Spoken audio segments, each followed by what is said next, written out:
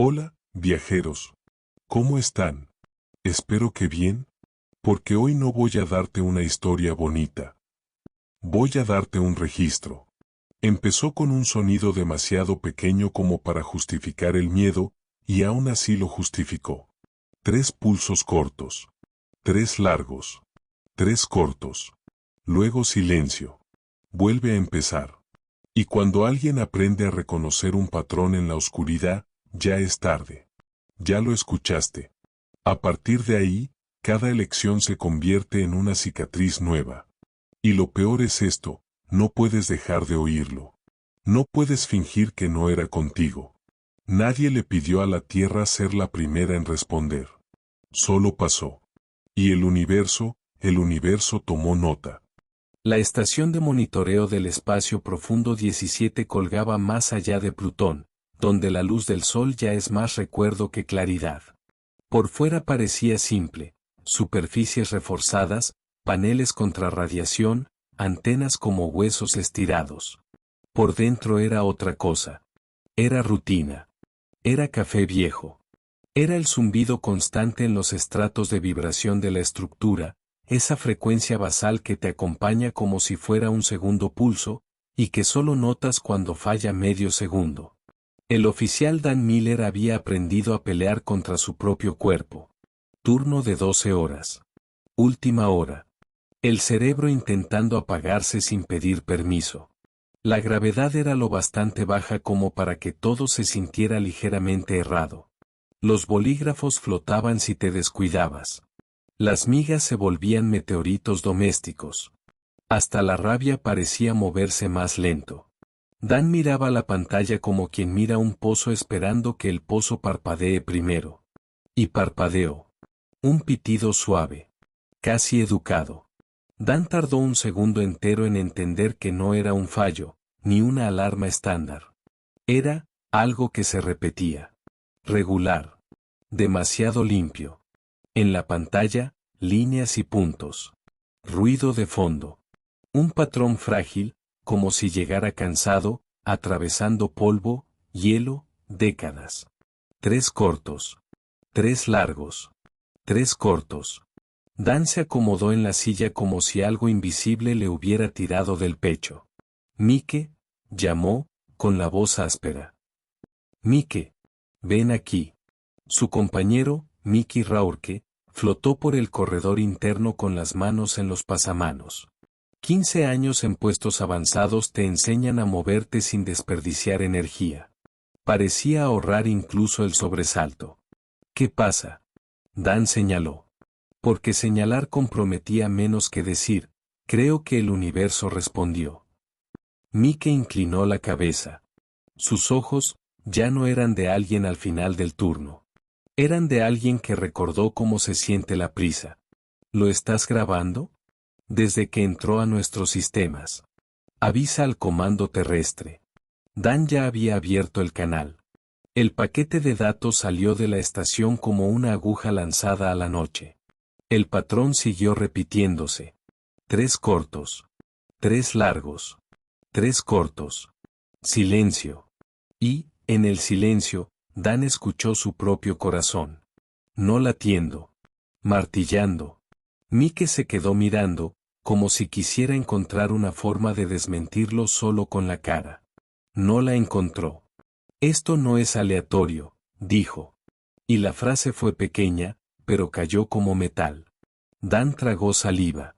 Por un instante le vino una imagen tonta, historias viejas de gente mandando mensajes en botellas al mar. Solo que esto no era mar. Era vacío. Y la botella había vuelto.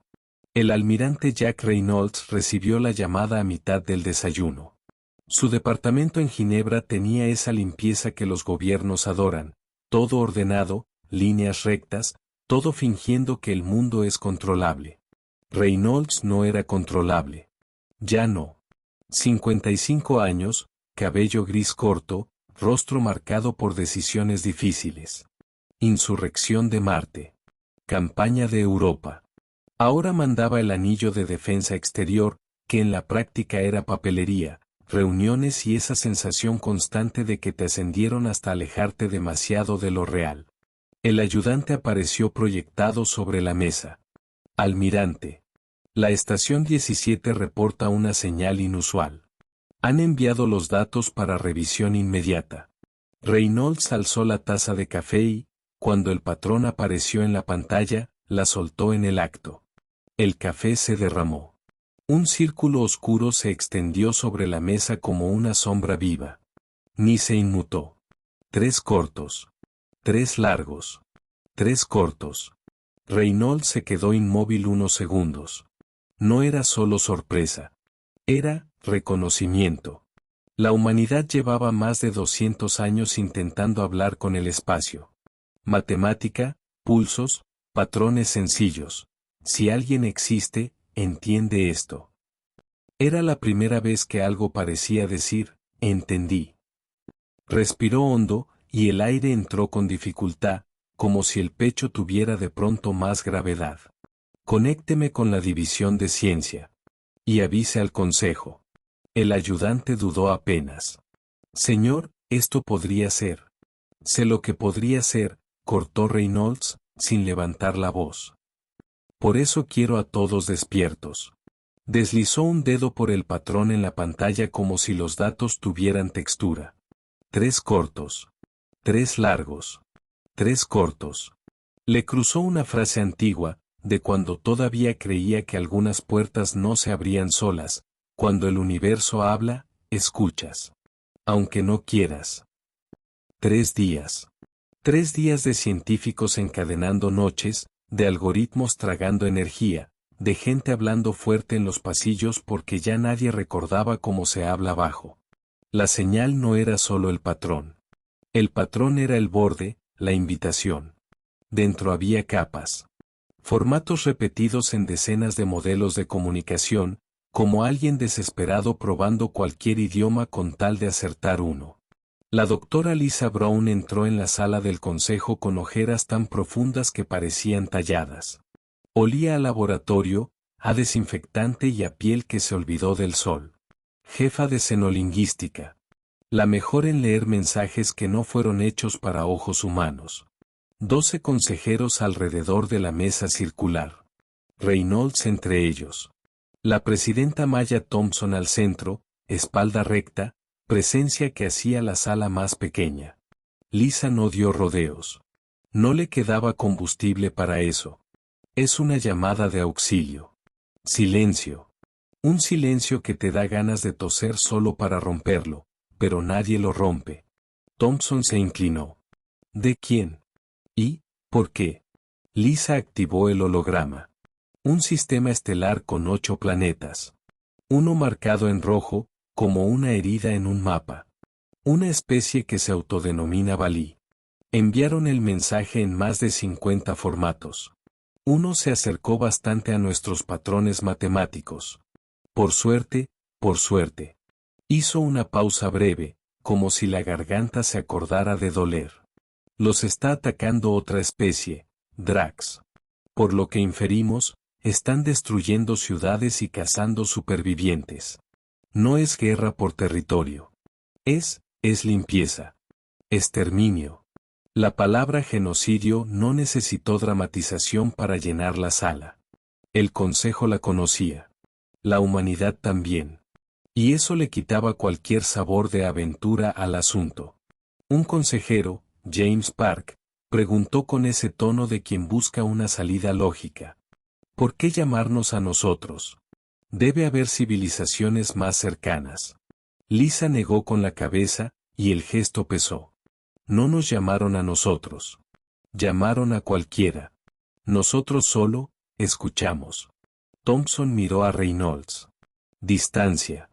70 años luz, respondió Thompson. Con motores Hawking, 3 meses. Nadie sonrió. 3 meses no es nada en escala cósmica. Es todo cuando alguien está siendo cazado. Entonces, dijo Thompson, la pregunta es simple y horrible, ¿respondemos? Y empezó el debate. Ellen Martínez habló de capacidad limitada, de defender el propio sistema, de no arrastrar a la Tierra a una guerra de desconocidos. Raj Patel habló de lo que la humanidad se había convertido, de no repetir cobardías viejas, de la oportunidad rara de ser mejor de lo que fue. Reynolds guardó silencio. Escuchaba, pero por dentro veía otras cosas: Marte, Europa, gente muriendo por motivos necesarios. Y ahora, una especie entera muriendo por motivos que ni siquiera eran motivos. Era hambre. Era caza. Era deporte. Tras horas, Thompson convocó votación. 7 manos a favor. 5 en contra. Thompson asintió, sin alivio. Está decidido. Almirante Reynolds, ¿qué sería necesario? Reynolds se levantó. La rodilla protestó discretamente, la ignoró. Algunas decisiones no permiten que el cuerpo sea viejo. Una misión de rescate no basta, señora presidenta. Se enfrentan a la extinción. Necesitan protección. Tocó el panel. El holograma cambió. Mostró la flota humana, 27 naves de guerra, 3 portanaves y el coloso, el Némesis. Recomiendo enviar a la Fleet Doom. Alguien tomó aire. La Fleet Doom era el núcleo duro de la defensa del espacio profundo. La clase de fuerza que esperas no usar jamás, porque usarla significa que lo peor ya está sobre la mesa. ¿Sugiere enviar nuestra principal fuerza de combate lejos de la Tierra? Preguntó Martínez, con la voz apenas quebrada. No las defensas planetarias. Esas se quedan. Pero la flota del espacio profundo, sí. Toda. Reynolds los miró uno por uno. Si vamos a responder, respondemos con todo. Si no, solo estamos comprando tranquilidad de conciencia. Thompson se puso de pie. ¿Cuántos voluntarios? 15.000 marines. Como mínimo. Todos voluntarios. Park dejó caer una pregunta que era más miedo que curiosidad. ¿Se ofrecerán? Reynolds dejó escapar una sonrisa mínima. No era alegría. Era conocimiento. Son marines, consejero. Se van a ofrecer. Al terminar la sesión, Reynolds caminó por los pasillos altos del gobierno en Ginebra. Las paredes eran bonitas. Las ventanas mostraban una tierra pacífica, verde, azul, absurdamente viva. El comunicador vibró. Capitán Tom Ford, comandante del Némesis. Señor, ¿es verdad? ¿De verdad vamos? Es verdad. Hubo un silencio corto del otro lado. Ese silencio en el que alguien decide si quiere escuchar la respuesta completa. ¿Usted cree que hacemos lo correcto, metiéndonos en la guerra de otro pueblo? Reynolds miró el cielo azul como si mirara un recuerdo. Pensó en la tierra como siempre fue, un mundo que intenta matarte con clima, enfermedad, hambre, con la química misma del aire cuando te olvidas de respetarla. La humanidad creció peleando contra su planeta y luego contra sí misma. Así aprendió a construir y a destruir. Respondió despacio. No sé si es lo correcto, capitán. Pero sé que es humano. Y cuando terminó la frase, notó un detalle. La humanidad llevaba siglos intentando deshacerse del impulso de luchar. Ahora iba a luchar por alguien que ni siquiera sabía su nombre. Eso lo cambiaba todo. Y no cambiaba nada. 7 días después, la órbita de la Tierra se alineó con gigantes. Las naves brillaban bajo el sol, superficies reforzadas, armas listas, campos de contención cargados, radiadores abiertos como alas. La Fleet Doom se reunió en silencio, porque el espacio es así, te obliga a tomártelo en serio. 15.000 marines se presentaron. En realidad, más. Sobró gente. Y eso era inquietante. Porque decía demasiado sobre la especie. En el Némesis, el capitán Ford caminaba por el puente intentando parecer más tranquilo de lo que estaba. 35 años era demasiado joven para cargar un acorazado de 2 kilómetros y el peso de una decisión capaz de cambiar la historia. La teniente Anna Díaz, segunda al mando, repasaba listas. Sistemas en verde, capitán. Las demás naves listas. Falta la carga final de suministros.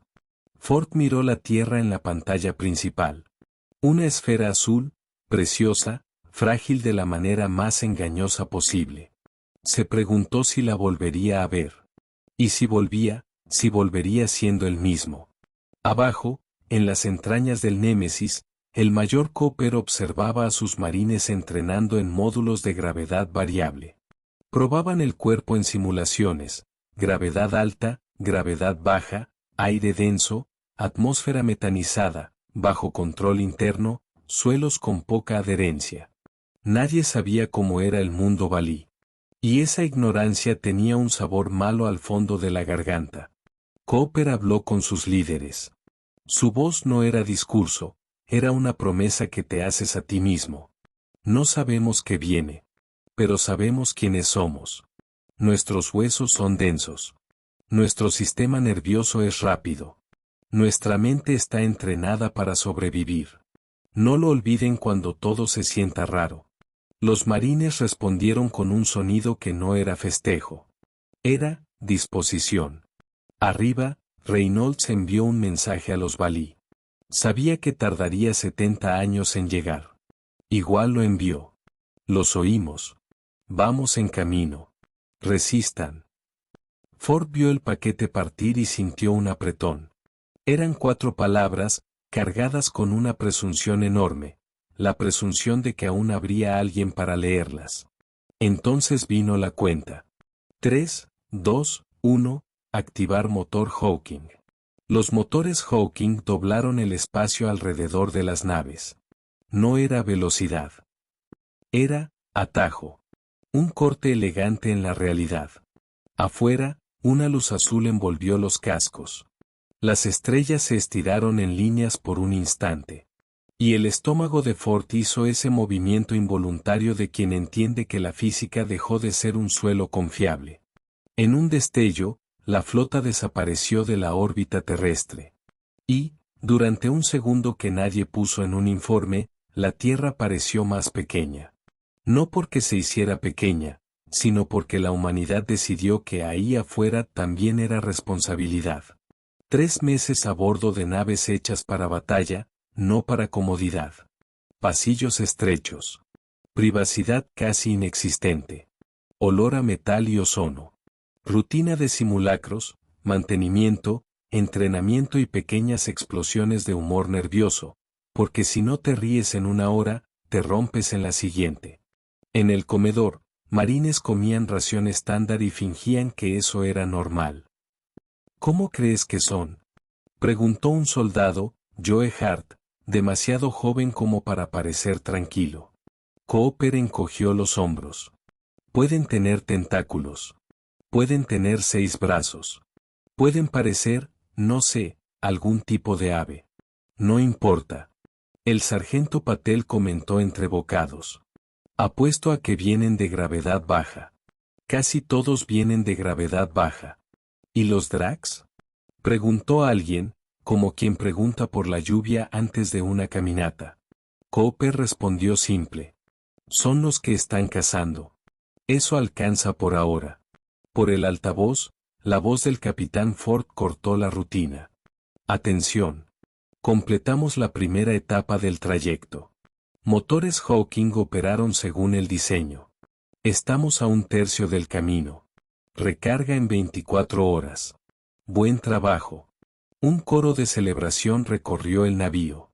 No porque la guerra estuviera más cerca, sino porque el atajo no los mató en la primera prueba.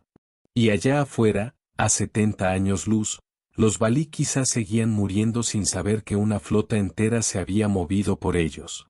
Y los Drax seguían cazando sin saber que alguien venía con dientes propios. El salto final llegó después del último ciclo de recarga. Alarmas. Puestos de combate. Ese tipo de preparación que te deja la boca seca aunque estés bebiendo agua. En el puente, Díaz informó. Motores cargados a plena capacidad. Todas las naves listas. Reynolds habló con el tono de un hombre que aprendió a no pedirle permiso al miedo. Recuerden, la señal tiene 70 años. Puede no quedar nada. Puede quedar solo, vacío. Ford respondió. O puede quedar el enemigo. El salto vino. Y el sistema Valí apareció en los sensores como un golpe. 8 planetas alrededor de una estrella amarilla. El tercero, el mundo Valí, brillaba azul verdoso. Y alrededor, un bloqueo. 40 naves enemigas, dijo Sensores. Nos interceptan. Ya nos vieron. Ford pidió imagen. Las naves Drax tenían forma de depredador, alas en flecha invertida, silueta de algo hecho para picar y desgarrar. Se movían con agresividad y con confianza. Canal abierto, ordenó Ford. Hablemos antes de disparar. En la pantalla apareció el comandante Drac. Reptiliano, escamas color cobre quemado, pupilas verticales. Una cresta de espinas que subía y bajaba como si respirara rabia. Naves desconocidas, Ciseo. Entraron en territorio del Imperio Drac. Identifíquense o serán destruidas. Ford dio nombre y exigencia. Capitán Tom Ford, nave terrestre Némesis. Venimos por la llamada de auxilio de los Valí. Exigimos que cesen el ataque de inmediato. Las espinas del Drac se movieron, entre sorpresa y burla. Tierra, no conozco ese mundo. No tienen autoridad aquí. Los Valí son nuestra presa. Váyanse y quizá no los añadamos a nuestros campos de caza. Reynolds entró en cuadro. El puente entero pareció contener el aliento. No estamos pidiendo. Estamos ordenando. Retiren sus fuerzas o las eliminaremos. El Drac mostró dientes.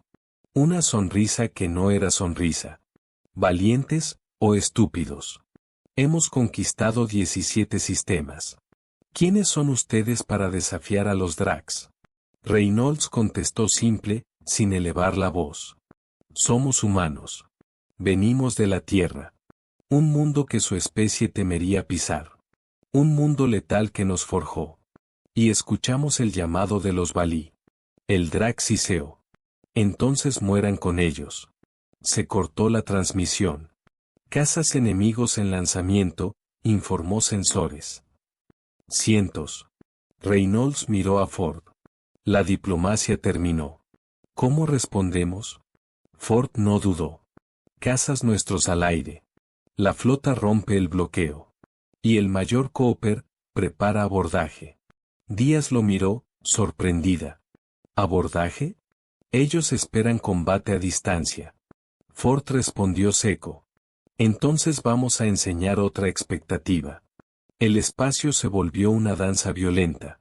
Cazas humanos, pilotados por gente entrenada bajo fuerzas G que quebrarían huesos más frágiles, maniobraban con una precisión casi indecente. Los Dracs eran demasiados, pero demasiados no sustituye reflejo. En el puente, Díaz susurró. Son buenos, pero son demasiados. Distracción, dijo Ford. El golpe real viene ahora. Abrió canal con Cooper. Mayor, luz verde. Lance cuando esté listo. En el vientre del Némesis, 5000 cápsulas de desembarco salieron disparadas. Cruzaron el vacío como lluvia de meteoros controlados, cada una con un marine en un exotraje, fuerza aumentada, velocidad aumentada, tolerancia absurda. Los Dracs tardaron en reaccionar. Estaban enfocados en los cazas. Cuando lo entendieron, las cápsulas ya estaban perforando casco. La de Cooper atravesó blindaje y lo escupió a un corredor alienígena. Aire filtrado con sabor metálico. Luz roja pulsando. Superficies extrañas bajo la bota. 2 soldados Dracs alzaron armas de energía y dispararon. Chispas.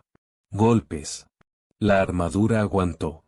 Los Dracs se quedaron quietos medio segundo, la sorpresa de quien esperaba que un disparo lo resolviera. Cooper no les dio el segundo entero. Se movió rápido, casi flotando con la gravedad menor. Un puñetazo blindado. Un Drac volando contra la pared. Una patada. Otro cayendo. Y en cientos de corredores similares, la escena se repetía. Humanos dentro de naves enemigas, usando el cuerpo como arma, porque el cuerpo fue esculpido por un mundo que nunca fue amable. En el puente, los reportes llegaron como golpes. 7 naves bajo control humano. 3 con combate intenso. Resistencia enemiga colapsando. Díaz, incrédula. No pueden detener a los marines. Ford no celebró. Ahora lo saben. En la pantalla táctica, naves Drax empezaron a romper formación. Algunas giraron, intentando retirarse. Y esa fue la primera cosa realmente nueva, los Drax sintiendo, por primera vez, el sabor de ser presa. El canal con el planeta abrió primero en audio y luego en imagen. Un Valí apareció, esbelto, piel azul pálido, ojos negros enormes. Sin nariz visible, solo hendiduras. Crestas en la cabeza pulsando con luz, como si la emoción fuera electricidad. Naves desconocidas, ustedes hicieron retroceder a los Drax. ¿Quiénes son? Reynolds avanzó. Almirante Jack Reynolds, Tierra. Recibimos su pedido de auxilio. Venimos a ayudar. Las crestas del Valí brillaron fuerte. Tierra, no conocemos. Enviamos el llamado a todos los rincones. Nadie respondió. Reynolds respiró. Eso fue hace muchos siglos. 70 de sus años, aproximadamente. Vinimos en cuanto oímos. Lamentamos no haber llegado antes. El Valí tembló. No era teatro. Era, cuerpo intentando sostener una idea demasiado grande. ¿Ustedes cruzaron las estrellas, por extraños? ¿Por qué? Reynolds lo dijo corto. Porque era lo correcto. El Valí se quedó en silencio. Y en ese silencio todos en el puente entendieron algo. La palabra correcto pesa más cuando la pagas. Soy el anciano Ron, dijo. Uno de los pocos líderes restantes. Enviaré coordenadas de aterrizaje. Cuando el canal se cerró, Ford se volvió a Díaz. Equipos médicos primero. Ingenieros después. Y Cooper, seguridad en tierra. No sabemos qué queda todavía en el planeta. Las primeras lanzaderas entraron en la atmósfera Valí. Desde dentro, el planeta parecía demasiado bello, azul verdoso, nubes finas, reflejos suaves. La belleza desde lejos siempre miente. De cerca había humo. Incendios. Marcas de impacto. Ciudades rotas como vidrio. Cooper fue el primer humano en pisar ese mundo. La gravedad era el 70% de la Tierra.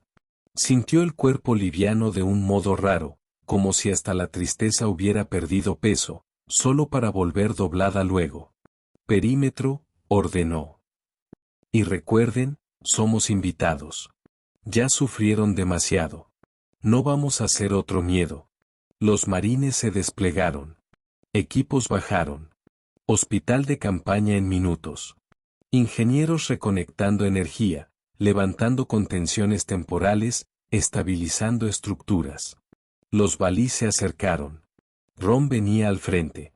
De cerca eran altos, casi 2 metros, y se movían con gracia.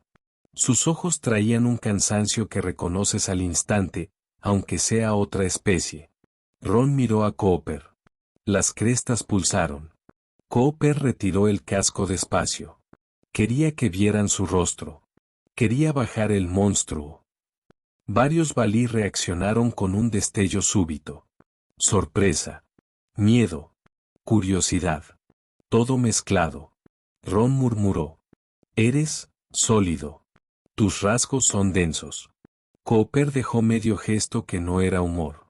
La tierra es más pesada. Nos moldeó. Ron cambió el patrón de luz. Mundos letales, nuestras leyendas hablaban. Planetas donde la vida lucha incluso contra el aire. Pensábamos que era exageración. Cooper contestó. No lo era. La Tierra es clase 12 según los mejores cruces de referencia que tenemos. Ron se quedó quieto. Y ese instante tuvo sabor a cambio. Porque ahí entendió por qué los Drax retrocedieron. Un médico humano se acercó.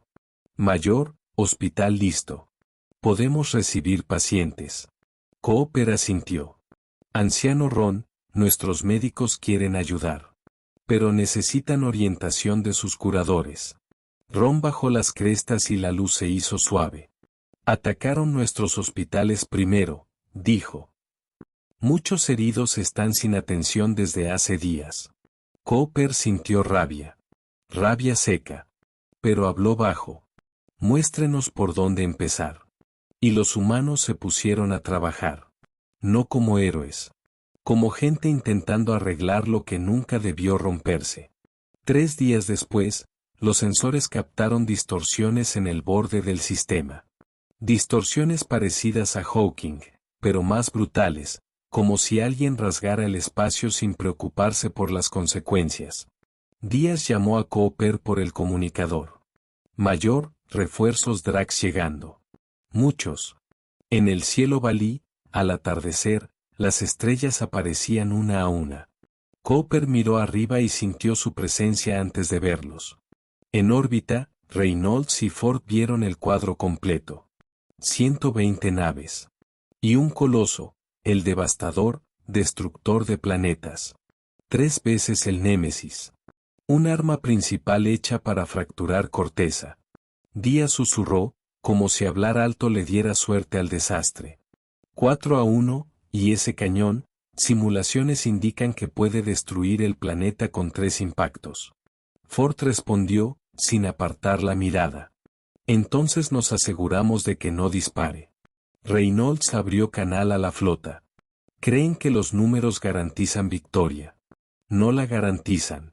La humanidad inventó y contrainventó la guerra durante siglos. Hoy les mostramos lo que significa enfrentarse a la Tierra. Miró a Ford. Protocolo Nova. Ford dudó un segundo. Un segundo humano. Nunca lo usamos fuera de pruebas. Entonces hoy es el primer uso real. Ford introdujo el código. La autorización recorrió los sistemas como un escalofrío. Protocolo Nova armado. El Nova era un conjunto de dispositivos cuánticos capaces de desestabilizar el tejido espacio-tiempo en un radio limitado. Un arma tan peligrosa que jamás se usaría cerca del sistema solar. Pero ahí no era el sistema solar. Era un planeta a punto de morir. Disparo en 3, 2, 1. No hubo rayo. No hubo explosión bonita. Hubo una ondulación. Como calor sobre asfalto, solo que en vacío. 30 naves Drax en vanguardia empezaron a doblarse, comprimirse, torcerse. Y luego, desaparecieron. Sin restos. Sin chatarra. La flota Drax se quedó confundida segundos. Y los segundos, en batalla, son eternidad. Ford no les dio tiempo. Lanzar cazas. Apuntar a naves de mando. En tierra, Ron vio naves borrarse del cielo y preguntó con miedo desnudo. ¿Qué fue eso? Cooper respondió con la frialdad de quien preferiría no tener respuesta. Protocolo Nova. ¿Lo creamos? Esperando no necesitarlo nunca. Ron miró la armadura, las crestas temblando. Ustedes crearon algo que borra objetos de la existencia. Cooper no lo negó. Somos buenos encontrando nuevas formas de luchar. Pasa cuando tu mundo intenta matarte desde siempre. El comunicador vibró. Ford. Mayor, el devastador está alineando tiros sobre el planeta. Lo necesitamos a bordo. Vamos a formar un equipo de asalto. Cooper miró el cielo. Y por un segundo pensó, si fallo, todo esto se convierte en ceniza. Voy. Ron pulsó un patrón que Cooper ya reconocía, preocupación. Son despiadados. Cooper respondió, y la frase salió como cuchillo. Nosotros también, cuando hace falta. El equipo era pequeño, 20 marines, los mejores. Exotrajes furtivos. Una lanzadera negra que absorbe rastreos en lugar de reflejarlos. Ford explicó rápido. El Nova necesita recargarse. El escudo del devastador aguanta nuestro arsenal convencional. Entran y destruyen el control del cañón desde dentro. Cooper revisó cierres, sellos, oxígeno, microcampos de contención en el guante. ¿Cómo entramos? Ford señaló. pegándose a una escotilla de mantenimiento. Tendrán pocos minutos. Pocos minutos. Siempre pocos minutos cuando la historia viene a cobrar. La lanzadera se deslizó entre el caos y se acopló al casco del devastador. El cañón principal brillaba, cargando energía suficiente para partir un mundo. Cortaron blindaje. Entraron. Por dentro era una fortaleza, corredores anchos, luz dura, aire seco, olor metálico. Gravedad a medio camino, más pesada que su nave, menos que la Tierra. Ajustada a Drax, grandes, musculosos, coraza natural. Un marine susurró. Son más grandes. Cooper contestó sin mirar. Y más lentos. Observa el paso. Confían en la fuerza. Nosotros, en adaptarnos.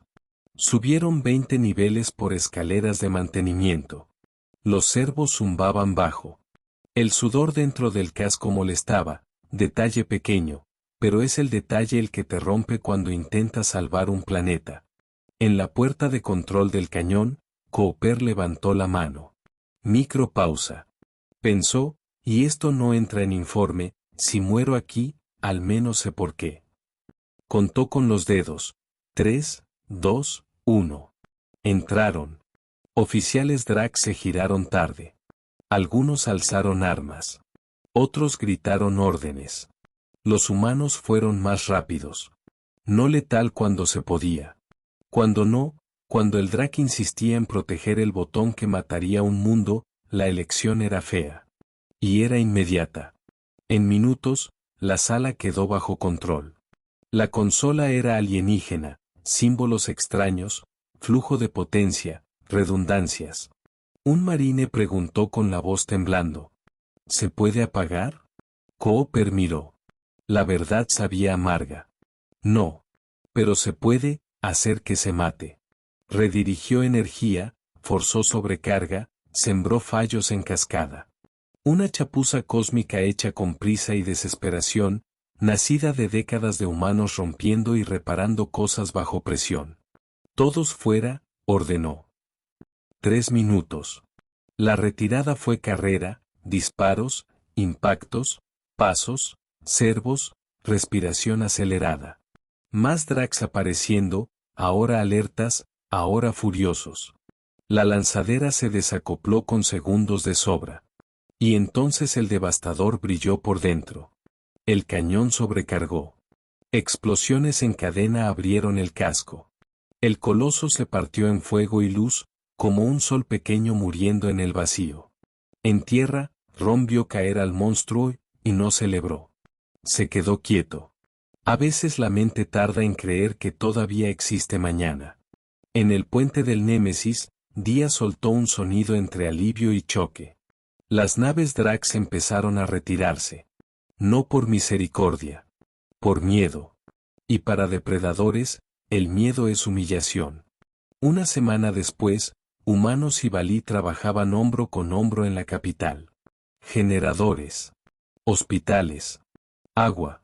Energía. Niños Valí mirando a los marines como si miraran algo imposible, y tal vez lo era, según como definas posible. Reynolds, Ford y Cooper estaban con Ron en un balcón con vista a la ciudad rota. Ron habló, y sus crestas pulsaron en tonos cálidos. Ustedes nos salvaron. Reynolds respondió. Dejaremos defensa aquí. El Némesis y algunas naves se quedan hasta que ustedes reconstruyan sus defensas. Ron miró el horizonte. La noticia se está extendiendo. Otras especies empiezan a tener esperanza. Cooper, demasiado cansado para romantizar, dijo igual. Tal vez esperanza sea lo que mejor sabemos llevar, después de aprender a llevar guerra. Un niño Valí se acercó a Cooper. Miró el guante blindado con duda. Lo tocó con cuidado. Como si estuviera probando si eso era real. Cooper sintió algo apretarle el pecho, por debajo de la armadura, por debajo del entrenamiento. Entendió algo simple y desagradable. La fuerza que la Tierra forjó no era solo defensa. Era señal. Y la señal atrae gente, y atrae depredadores. Ford notó a Reynolds callado demasiado tiempo. ¿Señor? Reynolds habló bajo, casi para sí. Acabamos de enseñarle a la galaxia la palabra protección. Y también le enseñamos la palabra miedo. No sé cuál de las dos va a crecer más rápido. Y esta es la parte que no se convierte en medalla, viajeros. Porque cuando usas algo como el protocolo Nova, no ganas. Cambias. Y el universo se da cuenta de que cambiaste. La Fleet Doom dejó de ser solo una flota. Se volvió un archivo vivo. Una promesa. Una advertencia. Una invitación peligrosa. En algún lugar, alguien oprimido va a oírlo y pensar, tal vez vengan por nosotros. En algún lugar, un depredador va a oírlo y pensar, quiero ver si sangran. Y la Tierra va a dormir distinto después de esto. Si es que duerme. Si tú hubieras estado en esa mesa en Ginebra, ¿habrías autorizado el protocolo Nova sabiendo que salva un mundo hoy, pero puede perseguir a decenas mañana? Deja tu posición en el consejo en los comentarios. ¿Nova fue necesario, o fue el primer paso hacia algo que la humanidad ya no va a poder deshacer? Y si quieres seguir acompañando los archivos de la Fleet Doom, únete a la tripulación, porque este registro no termina en Balí. Apenas empieza ahí. Mantén la señal activa con tu apoyo, porque cuanto más fuerte el registro, más lejos viaja a través de los ciclos solares. Y más difícil se le hace al silencio tragarse todo otra vez.